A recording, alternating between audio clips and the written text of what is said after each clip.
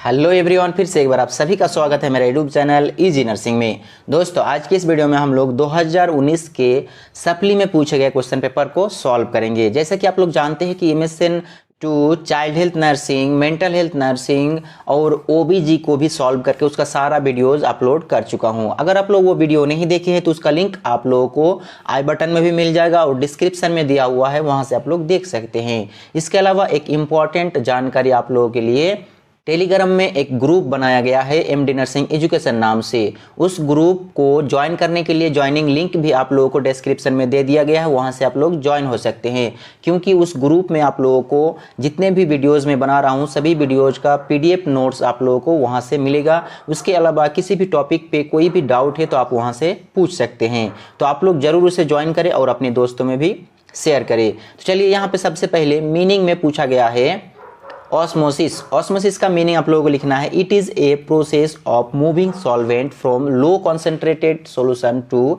Higher concentrated solution through semi permeable membrane. यानी कि osmosis क्या है, एक प्रोसेस है जिस प्रोसेस में क्या होगा, सॉल्वेंट लोअर कॉन्सेंट्रेटेड सॉल्यूशन से हायर कॉन्सेंट्रेटेड सॉल्यूशन में जाएगा। सॉल्यूशन में आपका सॉल्यूट और सॉल्वेंट प्रेजेंट होता है। सॉल्यूट का मतलब होता है जो भी आप पार्टिकल्स उसमें डालते हैं। जैसे कि आप अगर चीनी का पानी के साथ घोल बनाते हो तो चीनी को सॉल्यूट कहेंगे और पानी को सॉल्वेंट कहेंगे। तो यहाँ पे जो सॉल्वेंट होगा वो क्या होगा, लोअर कॉन्सेंट्रेटेड सॉल्यूशन से हायर कॉन्सेंट्रेटेड सॉल्यूशन में मूव करेगा। इस कंडीशन को आपका ऑस्मोसिस प्रोसेस कहा जाता है। जैसे कि आप लोग जानते हैं कि पानी में अगर किसी भी ड्राइड फ्रूट को डालोगे तो पानी क्या करेगा, ड्राइड फ्रूट के अंदर जाएगा। क्योंकि पानी जो होता है लोअर कॉन्सेंट्रेटेड होता है और पानी के अलावा जो ड्राई फ्रूट आपने उसमें डाला तो ड्राई फ्रूट जो होता है वो हायर कॉन्सेंट्रेटेड होता है। इसलिए पानी आपका ड्राई फ्रूट के अंदर जाएगा और ड्राई फ्रूट क्या होगा, फूल के, यानी कि ड्राई फ्रूट भीगेगा मतलब उसका अंदर पानी जाएगा और ड्राई फ्रूट फूल के बड़ा हो जाएगा। ये प्रोसेस जो होता है इसी को आपका ऑस्मोसिस प्रोसेस कहा जाता है। उसके बाद यहाँ पे आप लोगों को पूछा गया है हाइपोक्सीमिया। हाइपोक्सीमिया का मीनिंग आप लोग लिखोगे, lack of oxygen in the blood और an abnormally low concentration of oxygen in the blood called hypoxemia. यानी कि हाइपोक्सीमिया का मीनिंग आप लोगों को याद रखने के लिए बस इतना ही याद रखना है कि ब्लड में ऑक्सीजन का लेवल जब कम हो जाता है तो उस कंडीशन को ही आपका हाइपोक्सीमिया कहा जाता है। अब ऑक्सीजन का लेवल अगर ब्लड में कम होगा तो उसे हाइपोक्सीमिया कहा जाता है, लेकिन अगर ज़्यादा हो जाएगा तो उसे क्या कहेंगे, तो उसे कहा जाएगा आपका हाइपरऑक्सीमिया। उसके बाद यहाँ पे आप लोगों को पूछा गया है ग्लोसाइटिस। ग्लोसाइटिस का मीनिंग आप लोगों को लिखना है, glossitis means inflammation of the tongue. यानी कि टंग का मतलब होता है जुबान, जिसे हम लोग जीभ कहते हैं। तो जीभ में जैसे ही कोई इन्फेक्शन होगा तो इन्फेक्शन के कारण क्या होगा, आपका इन्फ्लेमेशन होगा। तो उसी कंडीशन को ही आपका ग्लोसाइटिस कहा जाता है। उसके बाद यहाँ पे आप लोगों को पूछा गया है इमेसिस। इमेसिस का मीनिंग होता है आपका वोमिटिंग। तो इसका मीनिंग आप लोग इस प्रकार से लिखोगे, emesis means regurgitation of the gastric content और बैकफ्लो और regurgitation of stomach content is called emesis. जो इमेसिस होता है, इमेसिस का मतलब क्या होता है, regurgitation of gastric content. Regurgitation का मतलब बैकफ्लो भी बोल सकते हैं या फिर रिगर्जिटेशन भी बोल सकते हैं।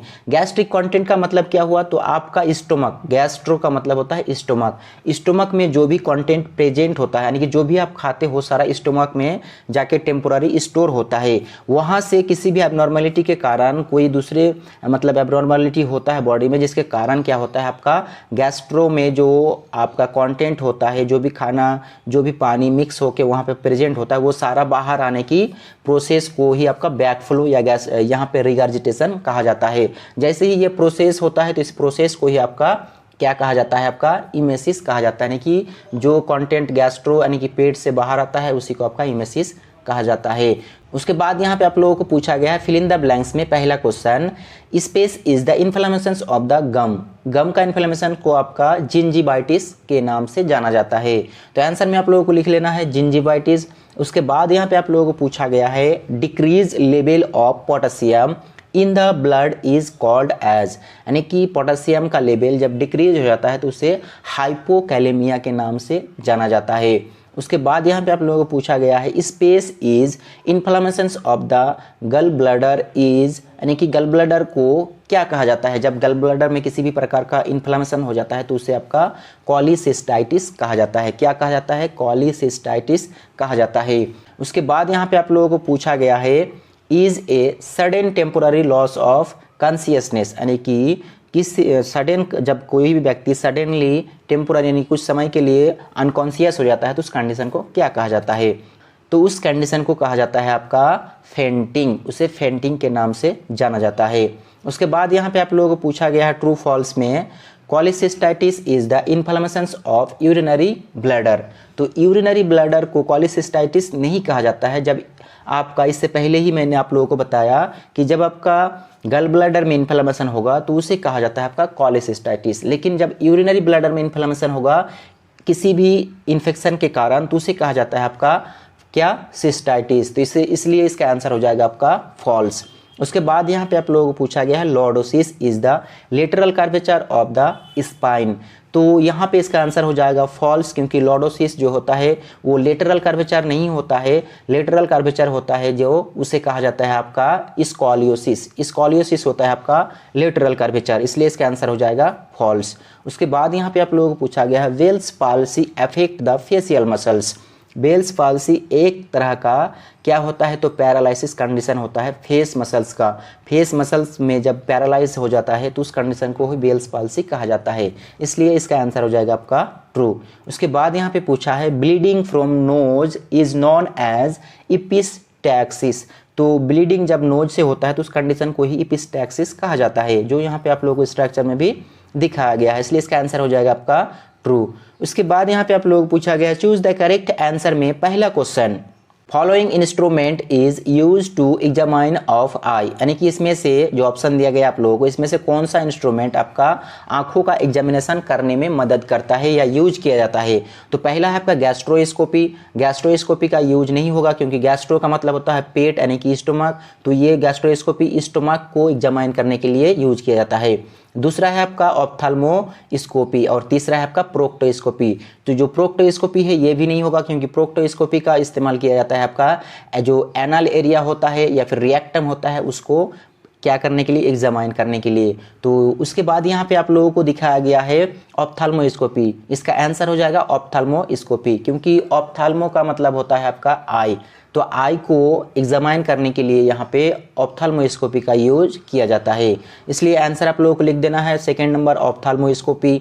उसके बाद यहाँ पे पूछा है bluish discoloration is of the skin is termed as, यानी कि जब भी किसी स्किन का कलर ब्लूइश हो जाता है उस कंडीशन को कहा जाता है आपका साइनोसिस। यहाँ पे ऑप्शन में आप लोगों को दिया गया है साइनोसिस, एक नंबर में जॉन्डिस और डर्माटाइटिस। तो यहाँ पे एक नंबर में जो है साइनोसिस ये हो जाएगा आपका आंसर। डिस्कलरेशन ऑफ स्किन पूछे या फिर ब्लूइश डिस्कलरेशन ऑफ स्किन पूछे तो आप लोगों को आंसर में लिखना है cyanosis.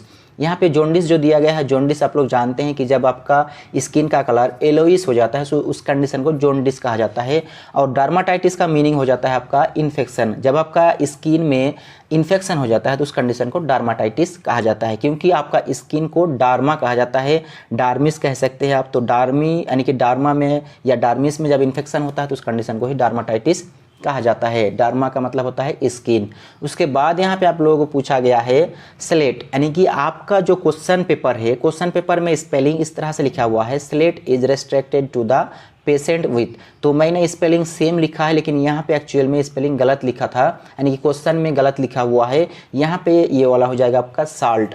Salt is restricted to the patient with.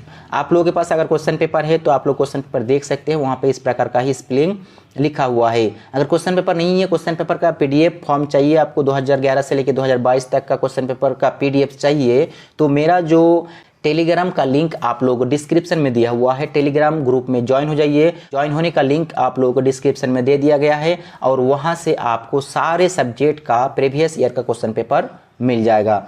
तो यहाँ पे आपको आंसर में लिखना है, आपका क्या लिखना है आंसर में? 3 ऑप्शन है, 3 ऑप्शन में से चूज करना है। तो पहला है फीवर, डायबिटीज और तीसरा है आपका हाइपर टेंशन। तो यहाँ पे जो ऑप्शन है आपका third number hyper tension, answer हो जाएगा आपका हाइपर टेंशन। क्यों होगा? क्योंकि फीवर में अगर आप साल्ट ज़्यादा खाते हो या साल्ट खाते हो तो कोई प्रॉब्लम नहीं होगा, डायबिटीज़ में खाते हो तो भी प्रॉब्लम नहीं होगा। लेकिन जैसे ही जो हाइपरटेंशन पेशेंट होता है उसको अगर आप साल्ट थोड़ा भी ज़्यादा दोगे तो उसका जो ब्लड प्रेशर है वो और भी इंक्रीज हो जाएगा। हाइपरटेंशन का मतलब होता है हाई ब्लड प्रेशर, और ब्लड में जैसे जैसे आपका सोडियम का मात्रा बढ़ेगा वैसे वैसे ब्लड प्रेशर भी बढ़ता रहेगा। तो ब्लड प्रेशर यानी कि हाई ब्लड प्रेशर का पेशेंट को आपका क्या नहीं खाना चाहिए, साल्ट नहीं खाना चाहिए, साल्ट रेस्ट्रिक्ट कर देता है। तो इसलिए आंसर में आप लोगों को लिखना है थर्ड नंबर हाइपरटेंशन। उसके बाद यहाँ पे आप लोगों को दिखाया गया है 2018 में पूछे गए क्वेश्चन पेपर। तो दोस्तों आज के वीडियो में बस इतना ही, फिर हम लोग नेक्स्ट वीडियो में 2018 के क्वेश्चन पेपर को एक एक करके सॉल्व करेंगे।